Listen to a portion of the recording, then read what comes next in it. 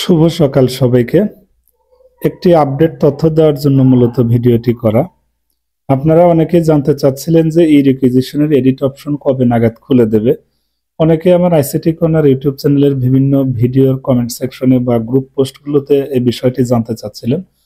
তো এনটিআরস এর ওয়েবসাইটে দেখেন ই রিকুইজিশনের এডিট অপশন খুলে দেওয়া সংক্রান্ত গতকালকে একটা নোটিশ তারা কিন্তু ইস্যু করেছে এবং আপনারা আজ 21 নভেম্বর থেকে 27 নভেম্বর 2024 তারিখ পর্যন্ত আপনারা কিন্তু আপনার প্রতিষ্ঠানের ই রিকুইজিশনের ভুল তথ্যগুলো সাবমিট করতে পারবেন।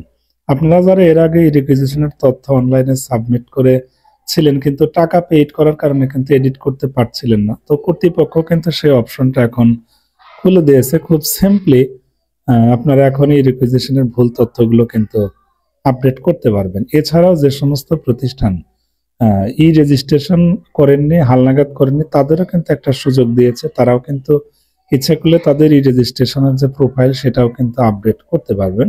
তো ধন্যবাদ সবাইকে।